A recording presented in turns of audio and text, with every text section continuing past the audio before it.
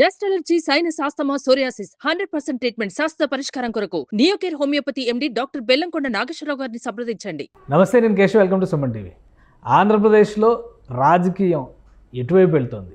ఎక్కడ చూసినా విధ్వంసం, విద్వేషం, దాడులు ఇవే కనిపిస్తున్నాయా? విపక్షం చేస్తున్నటువంటి ఆరోపణలు ఒకవైపు, అలానే అంతర్గత కలహాలతోనో, అంతర్గత కక్షలతోనో, వ్యక్తిగతమైనటువంటి అంశాలతోనో జరిగిన ఘటనల్ని రాజకీయం చేస్తోంది విపక్షం అనేటువంటి విమర్శ అధికార పక్షం నుంచి వినిపిస్తుంది. ఈ ఘటనలకన్నిటికీ బాధ్యులు ఎవరు? కొత్త ప్రభుత్వం పైన నెట్టివేస్తున్నటువంటి తీరు పైన కూడా అభ్యంతరాలు వస్తున్నటువంటి పరిస్థితి ఉంది.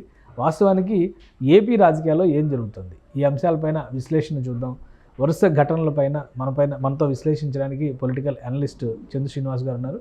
చంద్ర శ్రీనివాస్ గారు నమస్కారం. వరుసగా ఒక్కొక్కటి ఘటనలు జరుగుతున్నాయి. అంటే ఎవరు చేసినా కానీ, ఏ పార్టీ వాళ్ళు చేసినా కానీ ఇది ఒక ఖండించాల్సినటువంటి సందర్భంగా కనిపిస్తున్న అంశాలు ఎక్కువ ఉన్నాయి. అయితే కక్షలు, వ్యక్తిగత కక్షలు ఇవే ఎక్కువ వినిపిస్తుంది. ముఖ్యంగా వినుకొండ ఘటన నేపథ్యంలో విపక్షం చేస్తున్నటువంటి విమర్శల్ని ఏ విధంగా చూడాలి? డెఫినెట్గా అంటే ఇప్పుడు చట్టం తన చేతిలో ఎవరు తీసుకోకూడదు. ఇప్పుడు వినుకొండ ఘటన కనుక చూస్తే, ఆ నరకటం, ఆ సన్నివేశం చూస్తే చాలా బాధేస్తుంది, విచారకరం. అంటే ఇది మనం ఒకప్పుడు బీహార్లో ఈ సంస్కృతి ఉండేది. కొన్ని ఇది అంటే ఎంత విచక్షణం మర్చిపోయి అనాగరికంగా మనం ఆ సంస్కృతి మనకు ఆంధ్రప్రదేశ్లో వచ్చిందా అని అనిపిస్తుంది. ఇది ఎవరు చట్టం తీసుకోకూడదు. ఒకప్పుడు వాళ్ళిద్దరు అన్నదమ్ములాగా కలిసిమెలిసే స్నేహితులు. వాళ్ళిద్దరు కూడా జిలానీ కావచ్చు, రషీద్ కావచ్చు.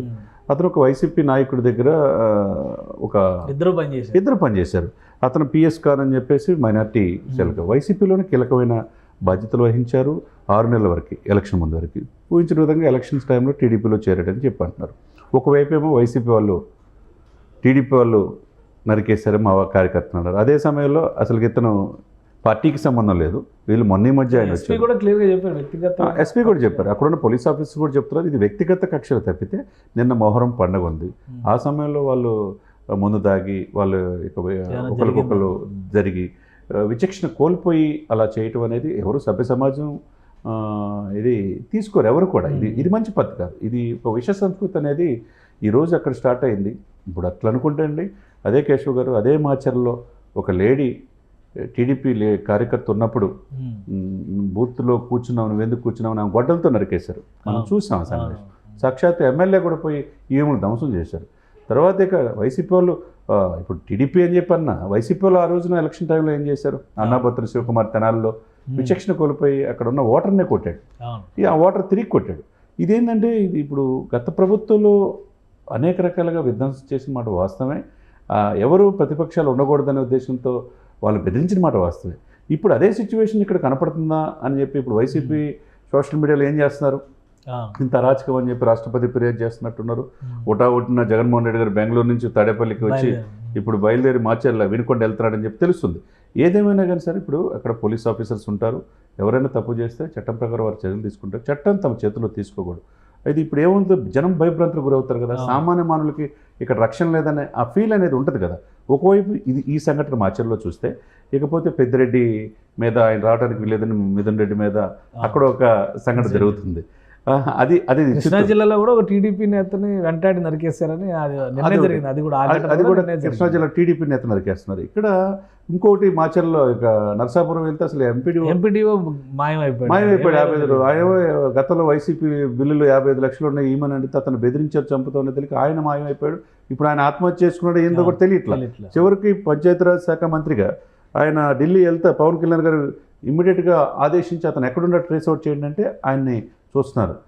ఆయన ఎక్కడున్నాడో కూడా ఇప్పుడు విజయవాడ పరిసరాల్లో కాలువలో ఆత్మహత్య చేసుకున్నాడనే ఇదిలో ఉంది. ఒకవైపు వైసీపీ నాయకులు టీడీపీ మీద ఆరోపిస్తున్నారు, టీడీపీ నాయకులు వైసీపీ మీద ఆరోపిస్తున్నారు. ఏదేమైనా కానీ ఇది మంచి పద్ధతి కాదు. అంటే ఇది రాజకీయ కోణంలో చూడాల్సిన అంశమా, లేదంటే వాళ్ళకు ఉన్నటువంటి వ్యక్తిగత తగాదాలే ఎక్కువ ఉన్నాయి? ఎందుకంటే 2-3 ఇన్సిడెంట్స్ని వైసీపీ కోట్ చేసి రాష్ట్రం మొత్తం అప్పుడే సంక్షోభంలోకి వెళ్ళిపోయింది, ఈ 40 రోజుల్లో వ్యవస్థలన్నీ కూడా విధ్వంసం పాలైనాయి అనేటువంటి విమర్శ, రాజ్యాంగమే లేదనేటువంటి మాట. మొన్నటి వరకు రాజారెడ్డి రాజ్యాంగం నడుస్తుందని టీడీపీ నేతలు, ప్రతిపక్షాలన్నీ కూడా విమర్శించింది. ఇప్పుడు అసలు రాజ్యాంగాన్ని తీసేశారనేటువంటి మాట వైసీపీ చెప్తుంది. ఎంతవరకు నమ్మొచ్చు ఇది? అంటే ఇక్కడ ఇది డైవర్షన్ పాలిటిక్స్లో కనబడుతుంది. నిన్నటిదాకా విజయసాయి రెడ్డి సంఘటన నెంబర్ 2 ఎలిగేషన్స్ ఇవన్నీ కూడా రకరకాల ఆరోపణలు. ఆ సిచ్యువేషన్స్లో మొన్నటిదాకా బాబాయ్ హత్య కేసు అని సాక్షాత్తు తన సిస్టర్ ఆరోపించింది. డాక్టర్ సునీత గారు ఆరోపించారు, షర్మిల గారు ఆరోపించారు. బాబాయ్ ఆయన గుండెపోటుతో చనిపోయాడని చెప్పేది విజయసాయిరెడ్డి గారు ఇటువంటి వాళ్ళు చెప్పారు. ఆ తర్వాత హత్యకు గురైందని అందరికీ తెలిసిన అంశమే. దాంట్లో అప్రూవల్గా మాడిన దస్తగిరి ఏం చెప్పాడు కూడా తెలుసు. ఆ తర్వాత అవినాష్ రెడ్డి మీద ఎలిగేషన్స్ తెలుసు. ఇవన్నీ కూడా సిబిఐ కోర్టు పరిధిలో ఉంది కాబట్టి మనం దీని మీద ఎక్కువగా పోవడానికి అవసరం లేదు. కాబట్టి ఇక్కడ ఏంటంటే స్వయంగా నీ రక్తం పంచుకొని పుట్టిన నువ్వు జగనన్న వదిలిన బాణమే షర్మిలను ఆరోపిస్తున్నప్పుడు బాబాయ్ పట్ల ఎందుకు ఆ రోజున ఆయన గొడ్డలతో నరిగితే రాజకీయ అంశానికి ఉపయోగించుకున్నారు తప్పితే ఎందుకు ఆ కుటుంబానికి న్యాయం చేసే ప్రయత్నం చేయలేదని ప్రజలు అనుకుంటున్నారు. అదే సమయంలో 14 సంవత్సరాల ఒక కుర్రవాడు వాళ్ళ సిస్టర్స్ని ఎరాస్ చేస్తుంటే ప్రశ్నించినందుకు గడ్డి వాములో పెట్టి తగలబెట్టారు బాపట్లో వైసీపీ నాయకులే. దాన్ని ఏమనాలా? అదేవిధంగా ఇకపోతే అబ్దుల్ సలాం ఇన్సిడెంట్ కానీ ఎమ్మెల్సీ అనంతబాబు మరీ దారుణం. డోర్ డెలివరీ ఒక దళితుడిని డ్రైవర్ని డోర్ డెలివరీ చేసి చంపి తీసుకొస్తే ఆయన ఊరేగిస్తా ఒక 1000 మంది కలిపి జైలు నుంచి తీసుకొచ్చి అదే ముఖ్యమంత్రి గారు పక్కన కూర్చోబెట్టుకున్నారు. చివరికి ఎవ్వరు అరాచకవాదులు ఎక్కడ ఇన్సిడెంట్స్ జరిగినా ఆడపిల్లల పట్ల వేధిస్తున్నా వాళ్ళు చూసి చూడట్లు. లేకపోతే తేజస్విని 9 మాసాలు పోయే కనిపెట్టి లేకుండా వెళ్ళిపోయిన అమ్మాయి జమ్మూలో ఎట్లా ట్రేస్ అవుట్ అయింది? ఈ 9 మాసాల్లో వైసీపీకి గత ప్రభుత్వం రక్షణ ఎందుకు కల్పించలేకపోయింది? అటువంటి అంజద్దా అనేవాడు అంతకుముందు ఇంకొక అమ్మాయిని కూడా ఎట్లా మోసం చేస్తే ఎందుకు వైసీపీ నాయకులు అతనికి వెన్నుదన్నుగా ఉన్నారు? ఎక్కడో జమ్మూలో 9 రోజులు టేకప్ చేసిన 9 రోజులు పవన్ కళ్యాణ్ గారు ఆదేశాల ప్రకారం అమ్మాయిని తిరిగి తీసుకొచ్చారంటే మరి అప్పుడు లా అండ్ ఆర్డర్ ఏమైపోతుంది? ఇది ఇక్కడ కక్షపూరితం అనేది కాదండి, వ్యక్తిగత కక్షలు. ఇప్పుడు సో ఏం జరిగినా రాజకీయ ప్రయోజనాల కోసం రాజకీయ ప్రయోజనాలకు వాళ్ళు వీళ్ళు ఉపయోగించుకోవడం తప్పితే లా అండ్ ఆర్డర్ అనేది ఎవరు చేతులు తీసుకోకూడదు. హోంమంత్రి గారు తక్షణం ఇటువంటి విషయాలు స్పందించి ఎవరైతే దీని వెనక ఉన్నారో ఇప్పుడు వీళ్ళిద్దరి మధ్య రషీద్ కావచ్చు, జిలానీ కావచ్చు, ఇతని నాయకుడు పిఎస్ ఖాన్ వైసీపీలో ఉన్నాడు మైనార్టీ సెల్లో. ఇప్పుడు దీన్ని ఒకవేళ ఈ మధ్య చేరినంత మాత్రాన ఆయన్ని టీడీపీ నాయకుడు అని చెప్పి అది కరెక్ట్ కాదు. ఇక్కడ ఏంటంటే ఎక్కడ ఏది జరిగినా సార్ చట్టం దృష్టిలో ఎవరైనా దోషులు శిక్ష పడాల్సిందే. ఆ ఎవిడెన్స్ ఆ యొక్క సీసీ కెమెరాస్లో ఇదే లైవ్లో అతను చంపుతుందనేది మనకు తెలుస్తుంది. అది ఎవరు హర్షించేది కాదు.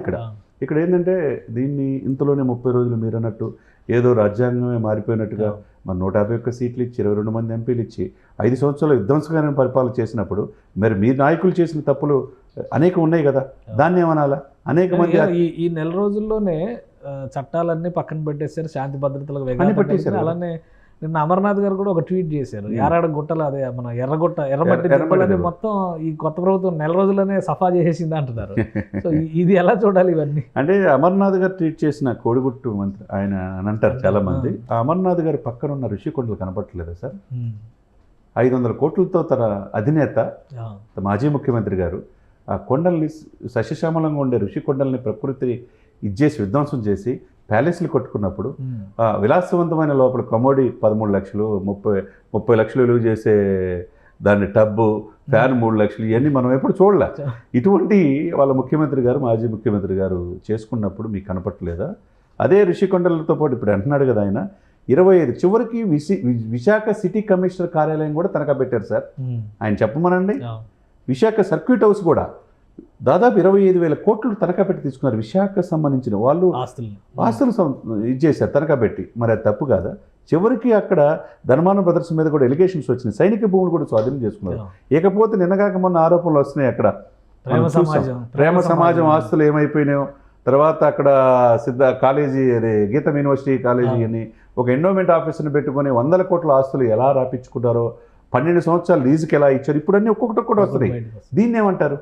ఏదైనా కానీ అధికారం ఉంది కదని చెప్పేసి ప్రభుత్వ ఆస్తుల్ని, ఎండోమెంట్ ల్యాండ్స్ని, చివరికి మైన్స్ని, చివరికి ప్రకృతి వనరుల్ని ధ్వంసం చేసుకుంటే ఈ విధ్వంసం కానీ హత్యాకాండలు కానీ దాడులు కానీ వీటన్నిటికి సంబంధించి రాష్ట్రపతికి ఫిర్యాదు చేశారు. జగన్మోహన్ రెడ్డి గారు రియాక్ట్ అయ్యారు.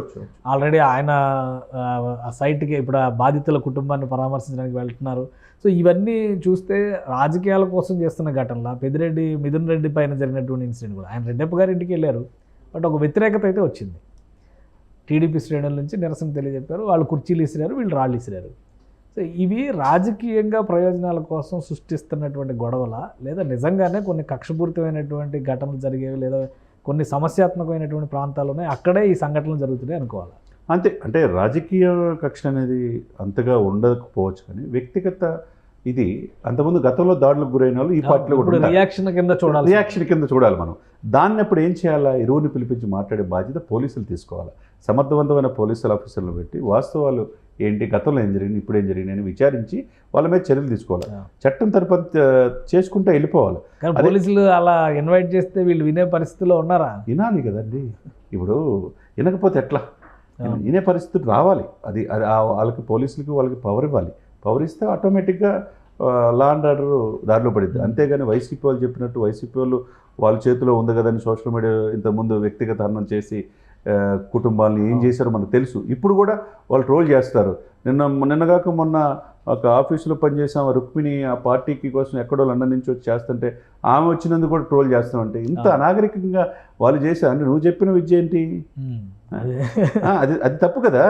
ఎక్కడో తీసుకొచ్చి సమగ్ర సమాచారం ఆంధ్రప్రదేశ్ది నానక్రామగూడలో ఫీల్డ్ ఆపరేషన్ పెట్టినప్పుడు భారతి గారి పిఏ ఎట్లా చేశాడు, ఆయన అరెస్ట్ చేశారు కదా. ఇప్పుడు వీళ్ళ చేతిలో ఉంది కానీ వీళ్ళు చేసింది చాలా తప్పు. అప్పుడు ఆ రోజుల్లో వాళ్ళు చేస్తున్నారు కదా అని వీళ్ళు చేయటం అనేది కరెక్ట్ కాదు. సో పోలీసులు, హోమ్ మినిస్టర్ ఆంధ్రప్రదేశ్ సంబంధించి ఇంకా కొంచెం స్ట్రిక్ట్గా రియాక్ట్ అవ్వాల్సిన పరిస్థితి కనిపిస్తుందా? డెఫినెట్గా వాళ్ళు స్టింజెంట్గా కఠినంగా నిర్ణయాలు తీసుకోవాలి. ఇది సభ్య సమాజం తలదించుకునే విధంగా అందరూ చూస్తుండగా మనిషిని నరికేయటం అనేది ఇది అనాగరిక, ఇది ఆటవిక చర్య. ఇది మంచి పద్ధతి కాదు. ఏదన్నా తప్పు చేస్తే వాళ్ళు చూసుకోవాలా. నాయకులు దీంట్లో గతంలో వాళ్ళు ఏ పార్టీ ఏందనేది పక్కన పెడదాం. ఒక వీఆర్ హ్యూమన్ బీయింగ్, మానవులు మనం ఏమనుకుంటాం, సమాజంలో అందరూ బాగుండాలని కోరుకోవాలా. గతంలో ఎంత అరాచకాలు జరిగినాయో మాచర్లో మనం అందరికి తెలిసిన అంశం. కానీ ఇప్పుడు అది ప్రజలు కోరుకోవట్లా. 151 సీట్లు కాదని చెప్పి వాళ్ళు అరాచకం చేశారనే కదా పంపించింది. వీళ్ళు ఇప్పుడు 1 monthలో విధ్వంసం అయిందని చెప్పి వీళ్ళు చెప్పాలి. తొందరపాటు ఇది. కనీసం 2 years పవన్ కళ్యాణ్ గారు కూడా ప్రభుత్వం దిగిపోయినప్పుడు 2 years పాటు ఏం మాట్లాడలా. ఆఫ్టర్ 2 years తర్వాత కరోనా వచ్చింది. 3 years తర్వాత వాళ్ళు ఫీల్డ్లోకి వచ్చారు. మరి 3 years మీకు సఫిషియంట్ టైం ఇచ్చింది. చెప్పాలంటే ఫస్ట్ రియాక్షన్ ప్రజావేది కూల్చివేత జరగగానే చాలా మంది రియాక్ట్, ఇదేంటి మనం ఏదో అనుకుంటే ఇలా జరిగింది అనుకున్నాం. రెండో రియాక్షన్ 3 రాజధానులు అనగానే వచ్చింది అప్పుడు, అంటే ఒక 6 నెలల తర్వాత. సో బట్ ఇక్కడ రోజు రియాక్షన్స్ వస్తూనే ఉన్నాయి. అంటే ఏదో ఒకటి ఉనికి 11 ప్రధాన ప్రతిపక్ష హోదా కూడా లేదు సార్. స్పీకర్కి రిక్వెస్ట్ చేశారు అసెంబ్లీలో ప్రధాన ప్రతిపక్ష హోదా ఇచ్చే ప్రసక్తి లేదన్నారు. మరి లేనప్పుడు ప్రజల్లో వీళ్ళ ఉనికిని కాపాడుకోవాలా. ఈ 11 మంది కూడా ఎంతమంది ఉంటారో లేదు తెలియని పరిస్థితిలో ఒకవైపు విజయసాయిరెడ్డి గారి ఆరోపణలు, ఒకవైపు ద్వారంపూడి చంద్రశేఖర్ రెడ్డి గారి ఆరోపణలు, ఒకవైపు పెద్దిరెడ్డి మీద ఆరోపణలు, ఒకవైపు గంజాయిది ఆరోపణలు అన్నీ కూడా చుట్టుముడుతున్నాయి. ఇక్కడ చుట్టుముట్టినప్పుడు ప్రజల్లో మేము ఉన్నామనేది వీళ్ళు కూడా పోరాడే ఇది కావాలి కదా. సో ఇలాంటి ఘటనలు జరిగినప్పుడు ఒక అవకాశం తీసుకొని అందిపుచ్చుకొని ముందుకెళ్ళే ప్రయత్నం వాళ్ళు చేస్తున్నారు. వాళ్ళ ఉనికిని ఓకే చేయొచ్చు, ప్రజాస్వామ్యంలో పోరాడొచ్చు, అది హోందాగా పోరాడాలి. అదే సమయంలో మీకు ఎందుకు మిమ్మల్ని 11 సీట్లకే పరిమితం చేశారని ప్రజల మీద నిందలు మోపకుండా, ఈవీఎంల మీద నిందలు మోపకుండా ప్రజలు ఎందుకు వ్యతిరేకత వచ్చాము, ఎందుకు ప్రజలు రీచ్ కాలేకపోయాము, అభివృద్ధి మాటన సంక్షేమం మాటన అభివృద్ధిని ఎందుకు మర్చిపోయాం అనేది వీళ్ళు ఇప్పుడున్న వైసీపీ నాయకులు కూడా అది ఉందాగా అది స్వీకరించాలి. రైట్. థ్యాంక్ యూ శ్రీనివాస్ గారు, మీ అభిప్రాయం తెలియజేసినందుకు. ఇది ఆంధ్రప్రదేశ్లో జరుగుతున్నటువంటి ఘటనల్లో ఎక్కువ శాతం వ్యక్తిగతమైనటువంటి అంశాలతో ముడిపడినటువంటి ఘటనలే ఉన్నాయి. వాటికి రాజకీయ రంగు పులిమేటువంటి ఎత్తుగడలు ఎక్కువగా నడుస్తున్నాయి. ప్రస్తుతం ఆంధ్రప్రదేశ్లో రాజకీయ నిరుద్యోగంలో ఉన్నటువంటి పార్టీలు చేస్తున్నటువంటి ఇది ఒక వ్యూహరచనగా చూడాల్సి వస్తుందని చంద్ర శ్రీనివాస్ గారు అంటున్నారు. అయితే శాంతి భద్రతల్ని పరిరక్షించడంలో, ప్రజల్లో విశ్వాసం పాదుకొల్పడంలో ఆంధ్రప్రదేశ్ ప్రభుత్వం అలానే పోలీసు యంత్రాంగం మరింత సమర్థంగా వ్యవహరించాల్సినటువంటి అవసరం అయితే కనిపిస్తోంది. ఇది special discussion. Keep watching. Suman టీవీలో మీ పర్సనల్ అండ్ బిజినెస్ ప్రమోషన్స్ కోసం కింది నెంబర్కి కాంటాక్ట్ చేయండి.